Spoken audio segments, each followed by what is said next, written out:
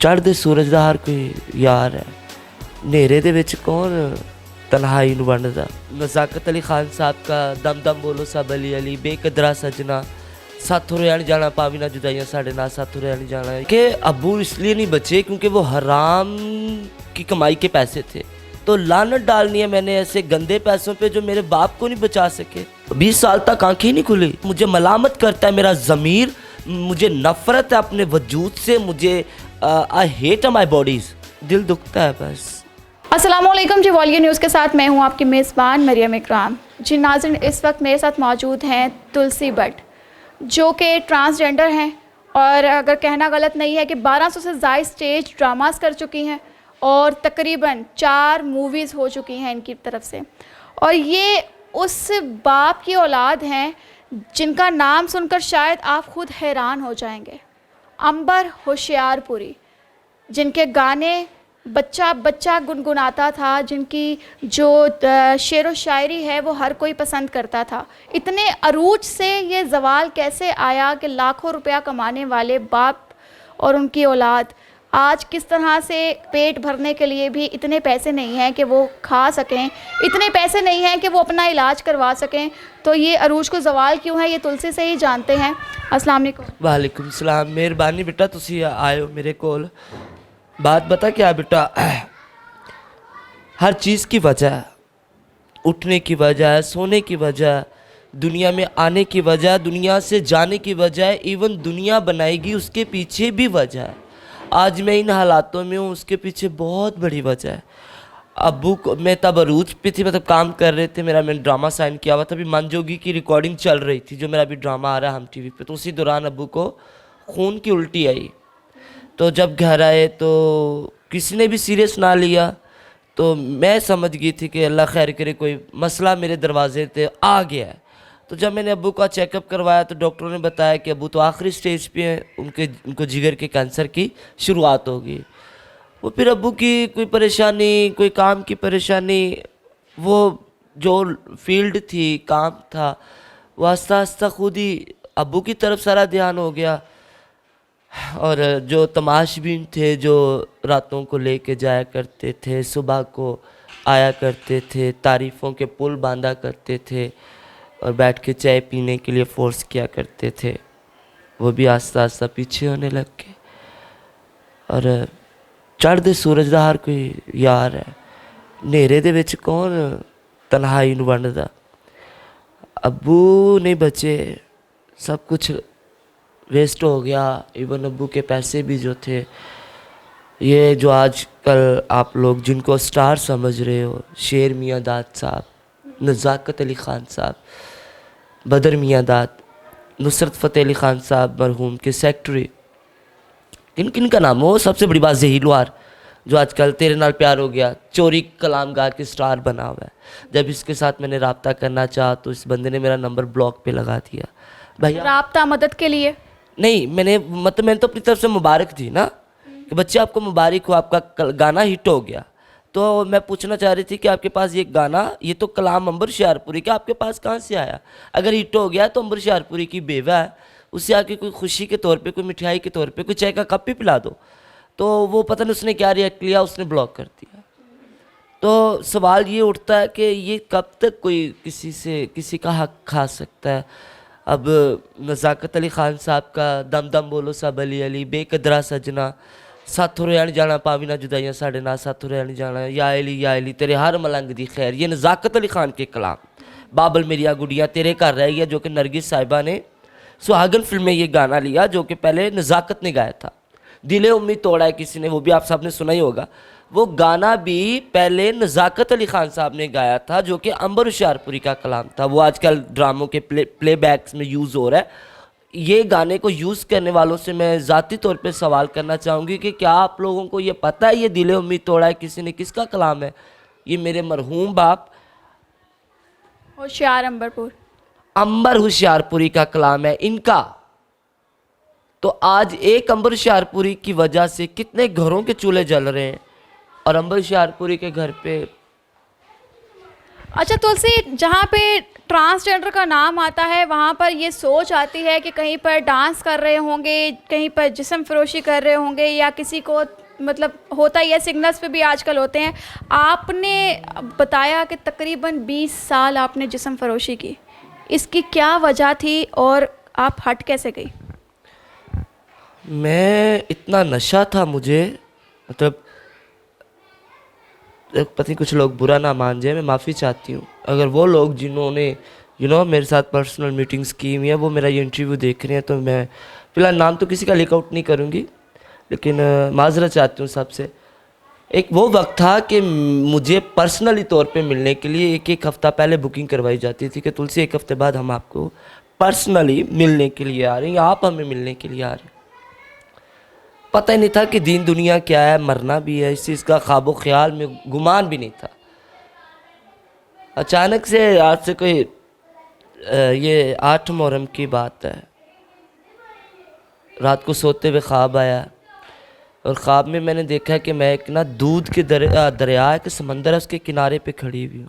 और जब सुबह उठ के मैंने अपने इलाके के मौलवी से ये ख्वाब की ताबीर पूछी तो उन्होंने मुझे ये कहा, मौलाना साहब ने, कि अल्लाह तुम्हें इज़्ज़त का रिस्क देना चाह रहे हैं, जिस काम में तुम हो उस काम से अल्लाह थोड़े से नाखुश है, तो बेहतर है कि तुम तौबा इख्तियार कर लो।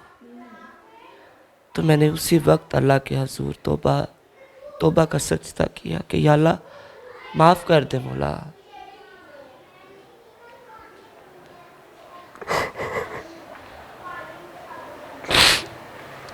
मेरा रब बहुत गफूर रहीम है, वो ला इलाहा इल्लल्लाह है, वो वाहदाहु ला शरीक, वो तौबा कबूल करते हैं, बशर्ते ये कि कोई तौबा करे उसके हजूर। बिल्कुल जब भी ट्रांस का नाम आता है तो लोग अजीब अजीब से कमेंट्स करते हैं, अजीब अजीब सी सोच रखते हैं, बट हर बंदे की अपनी अपनी सोच है। मेरी शुरू से ही ख्वाहिश थी मैं कुरान पढ़ूँ, कुरान के ऊपर अमल करूँ, नमाज की तरफ तवज्जो दूँ, अपने रब की तरफ तवज्जो दूँ। जो माजी में गलतियाँ मुझसे हो गई अल्लाह उन्हें अब माफ़ कर दे। लोगों ने मुझे, मेरा ये जो फैसल के साथ इंटरव्यू वायरल हुआ उसके बाद मुझे लोगों ने कॉल्स की और कहा, तुलसी ये क्या तुमने मतलब कि तुम जिस्म फरोशी करती रही हो। तो भाई करती रही हूँ तो अब तौबा भी तो कर ली है ना। मुझे उम्मीद है, मुझे यकीनन मेरे रब ने मुझे माफ़ कर दिया होगा, तो आप सब लोग भी माफ़ कर दें। अब ये आप मेरे देख रहे हो, ये रसोलियाँ हैं मेरे इधर, ये है, ये कानों पे है, इधर है, चेस्ट पे है, और बहुत सारी जगहों पे जहाँ पे मैं बता नहीं सकती। मतलब ये आपका जो कैमरा है मैं उसकी तरफ देख नहीं पा रही, मेरी आंखों को काफ़ी देर ये होता रहेगा। तो डॉक्टर मुझे मेडिसिन नहीं दे रहे, इंजेक्शंस का नहीं, टैबलेट्स का नहीं, ग्लासेस का नहीं, वो कहते हैं हराम मगज़ में कोई मसला है, पहले टेस्ट करवाओ उसके बाद हम आपको हाथ डालेंगे, आई साइड में प्रॉब्लम। मैं कहाँ से करूँ, आप मेरे घर पे आए हो, चलो आप भी मुसलमान हो, अजाने होके हटी हैं, आपको कसम है बताओ मेरे घर पे क्या मंजर देखा आपने, क्या है, ज़रूरियात ज़िंदगी की कौन सी चीज़ है। फ़िलहाल जहाँ तक मैंने देखा है अभी तक यहाँ पर ये चारपाई मौजूद है। अच्छा तुलसी, मैं आपसे एक सवाल करना चाहूँगी कि इतने अरूज से जब ज़वाल आया और वालिद साहब की तबीयत भी ख़राब हो गई और आप दीन की तरफ भी मुंतकिल हो गए कि मैंने हराम काम छोड़ना है और नेकी की तरफ आना है, तो इस वक्त में कैसे सरवाइव किया? अपने वालिद साहब का किस तरह इलाज करवाया या उनके इलाज के लिए मदद मांगी, किस तरह से आपने किया? कि वालिद साहब भी अरूज से आए थे और ज़वाल इस तरह का था कि आपने बताया कि उनके पास खाने के लिए कुछ नहीं था, तो ये थोड़ा सा बताएं। काके अबू इसलिए नहीं बचे क्योंकि वो हराम की कमाई के पैसे थे। तो मैंने तौबा क्यों की, एक तो ये मेरे दिल में बहुत देर से बात थी कि मैंने इतना पैसा अबू पे लगा दिया और अबू बच नहीं सके, तो लानत डालनी है मैंने ऐसे गंदे पैसों पे जो मेरे बाप को नहीं बचा सके। लानत डालनी है मैंने ऐसी जिस्म फरोशी पे या ऐसे नाचने पे, ऐसे गाने पे जो मेरे बाप का आसरा ना बन सके और मैं अपने अबू को नहीं बचा सके। आज मेरे पास क्या है? अगर मैंने यही हलाल का कमाया होता, मेहनत करके कमाया होता, अच्छे तरीके से कमाया होता, तो यकीनन आज मेरे पास थोड़ी बहुत कोई जमा पूंजी, कोई सेविंग थोड़ी सी होती। हराम पैसा था, कैसे टिकता? एक झूठ के पाँव नहीं है, एक हराम के पाँव नहीं है। जिस वजह से मैंने तौबा की कि नहीं, माल के कायनात जो मेरे को माजी च हो गया, मेरे गुजरे कल च हो गया, वो आने वाले कल च ना होवे मेरे मौला। मैनू रोटी मेरे रब ने देनी, बेशक वो मेरे रब दी ज़ात पाक जिहड़ी भुखियां उठांदी है, भुखियां सुआंदी नहीं है। तो क्यों ना मैं अपना यकीन रब ते कायम करा। मैं इतनी खुश हूँ अल्लाह कि मेरे पास कुछ भी नहीं है, ना मेरे पास बेड है, ना मेरे पास ब्रांडेड सोफे हैं, ना कारपेट्स है, ना पर्दे हैं, का अमंजी है। तो कहाँ गए वो सब? जिधर से आए थे उधर चले गए ना, खत्म हो गया। लग गए, आते रहे, लगते रहे, आते रहे, लगते रहे कि अब्बू बच जाए। लेकिन अफसोस, मेरा रब जब खुश होता है तो वो हर रास्ते खोल देता है बंदे बशर के लिए, और जब रब नाराज हो जाए तो वो फिर इस तरह के रास्ते बन जाते हैं इंसान के इर्द गिर्द कि इंसान को खुद समझ नहीं आती कि वो कर क्या रहा है। मैंने बहुत कमाया, आज कहाँ पे है? जो मुझे बुला के डेटे मारते थे, जो मुझे मिलने के लिए तरसते थे, जो मेरे ड्रामे देखने के लिए थिएटर के बाहर लाइन लग के टिकट खरीदा करते थे, आज वो सब कहाँ है? मज़ा तो तब है ना कोई अब आए। मंजर यहाँ पर लोगों ने देखा भी कि जैसे कि आपके मुजरे हैं और आप स्टेज पर डांस कर रही हैं, और कितना आप उस वक्त में कमा लेती थी, और आप उस फील्ड में गई क्यों, आपने जिस्म फरोशी शुरू क्यों की और डांस शुरू क्यों किया? इस सवाल का जवाब। मैं 99 की बात है, हाँ 99 की बात है। हो तो मुझे नशावर चीज़ें देख के मेरे साथ ज्यादती की गई थी। किसने? ऑफिशियली लड़कों ने की होगी। नहीं, आपके इर्द गिर्द के थे या कौन थे? कोई हवाई मखलूक तो होगी नहीं। मुझे शौक था, जैसे ना लाइक मुझे पता नहीं था मैं क्या हूँ, लेकिन खूबसूरती बहुत थी। Green eyes, white pink colour, red lips, golden बाल, मतलब ब्रांडेड। तो मुझे मेरी अम्मी और मेरे अब्बू बाहर निकलने नहीं देते थे। मुझे वीडियो गेम का शौक होता था, तो वहाँ पे वीडियो गेम खेलने के लिए जब मैं गई तो उन्होंने मुझे, उनके कोई दोस्त यार थे, तो उन्होंने मुझे वहाँ से पकड़ा और किसी गुमनाम जगह पे, अब तो वो जगह भी मुझे याद नहीं, तो मेरे साथ वहाँ पे 2 बंदों ने ज्यादती की। तो फिर मैंने उसके बाद एक्शन क्यों नहीं लिया, क्योंकि मैं एक बाइज्जत और एक अच्छे घराने से ताल्लुक़ था और मुझे थोड़ी सी सेंस थी, तो मैं चुप कर गई, ये कह के कि ये मेरे नसीब में था, हो गया। तो शायद मुझे तब एक्शन ले लेना चाहिए था, लेकिन मैंने एक्शन नहीं लिया। तो घर के कुछ हालात इस तरह के आ गए, तो उस वक्त मेरा जिस्म मेरे लिए अर्निंग का बायस बन गया। मैं जिसके पास ये लोगों ने कहा अड्डी कमाल चीज़ है, मदद की लानी, साइड पे आ जो मर्जी ला, तो मैंने कहा ठीक है भैया आप साइड पे चलो, लेकिन वो मेरा गलत फैसला था। आप 20 साल इस फैसले के साथ आप चले? हाँ, 20 साल तक आंखें नहीं खुली। मैं खुद पछतावे में हूँ, मैं खुद हैरान हूँ। मैं मुझे मलामत करता है मेरा ज़मीर, मुझे नफ़रत है अपने वजूद से। मुझे I hate my bodies, I hate myself कि मैंने ये क्या किया है। And I don't know where I am going because I have no any way. मेरे पास अब कोई रास्ता नहीं है। तो मैंने कहा मेरे पास अगर कोई रास्ता नहीं है तो मेरे पास एक रास्ता तो है ना, तौबा का। तो बेहतर है कि अब अपना अगला सफ़र तौबा करके सिर्फ और सिर्फ रब से माफ़ी मांगने में गुजार। जी नाज़रीन, जैसे कि आप लोग देख रहे हैं कि हराम पैसे में बरकत बिल्कुल नहीं होती। अगर आप हराम में लाखों रुपया कमा रहे हैं तो 2 लाख का आप पर इस तरह का जवाल आता है कि आपको वो 1 लाख मज़ीद इकट्ठा करना पड़ जाता है कि मैं वो कहाँ से करूं और इस कमाई को किस तरह से मैं मैनेज करूं। तुलसी की कहानी भी कुछ इस तरह की है कि 20 साल मुसलसल जिस्म फरोशी करने के बाद आज जब वो सीधे रास्ते पर आई हैं और लोगों से मदद की अपील करती हैं तो शायद उनका कोई फ़ोन नहीं उठाता, उनकी कोई मदद नहीं करता। इसी के बारे में इनसे पूछते हैं कि कुछ अरसे से वो जो ये सब काम छोड़कर अब सीधे रास्ते पर आई हैं तो क्या हालात उन पर गुजर रहे हैं। तुलसी, किसी ने मदद की है? अभी तक नहीं। तसल्लियाँ दी जाती हैं, कॉल्स की जाती हैं, और इतने मैंने नंबर ब्लॉक पे अभी भी लगाए हुए हैं। खुद सोचो, कॉल्स आती हैं कि आ जाओ हम पैसे दे देते हैं। गलत काम के लिए कुछ लोग अभी भी फोर्स करते हैं। ठीक है, हेल्प के लिए अभी तक तो खैर किसी ने रब्ता नहीं किया, फिर भी मैं उनके लिए दुआ गो हूँ, तो दिल दुखता है बस। क्या ये हालात आपको मुसलसल इस राह पे चलने पे कायम रखेंगे? मैं तौबा पे कायम हूँ, तौबा कायम थी, और अल्लाह करे कि आप सब मीडिया वाले मुझे देखें कि तुलसी ने तौबा की थी और मान गए भाई, भूख काट के, प्यास काट के, गर्मी में रह के, सर्दी में रह के, बीमारी में रह के भी इसने अपनी तौबा को कायम रखा। मैंने अपने रब को मुतासर करना है, इंसानों को नहीं। बस मेरा रब राजी हो। बहन भाइयों के घरों में जाती हूँ ना तो सोचती हूँ कि किस मुंह से जाऊँ।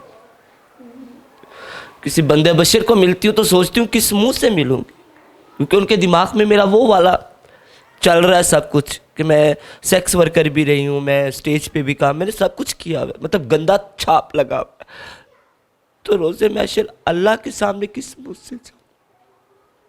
घर वाले आपको एक्सेप्ट करते हैं? घर वाले रहा कौन है, सिर्फ अम्मी है।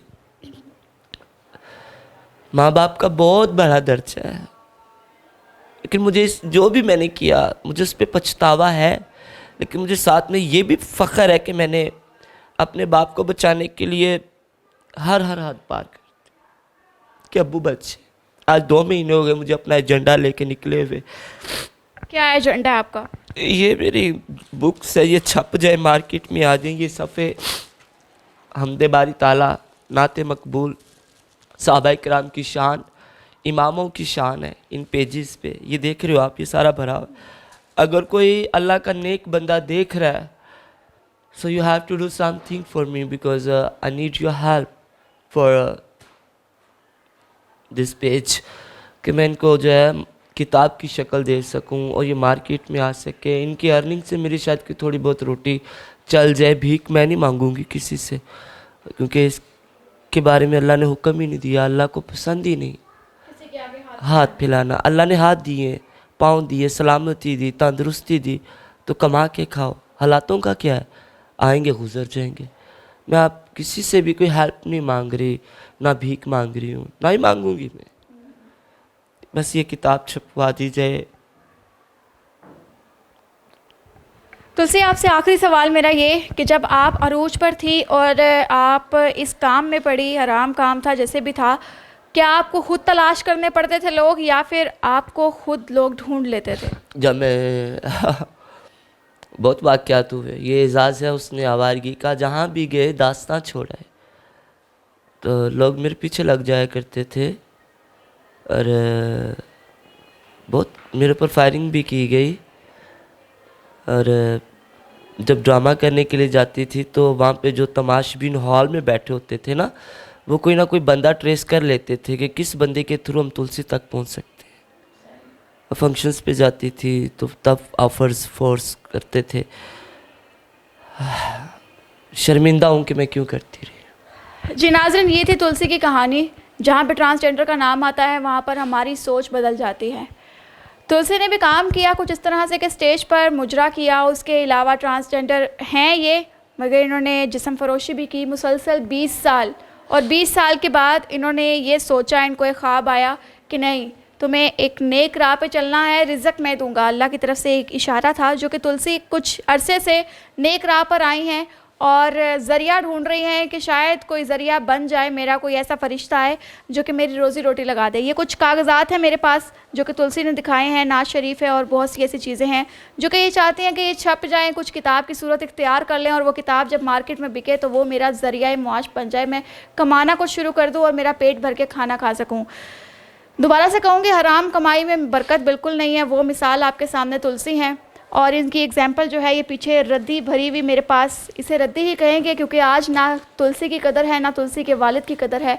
क्योंकि किताबें लिखी, शेर व शायरी लिखी, हमद लिखी, उसके अलावा गाने लिखे, आज कोई नहीं जानता। आज मदद के नाम पर सब ब्लॉक कर देते हैं।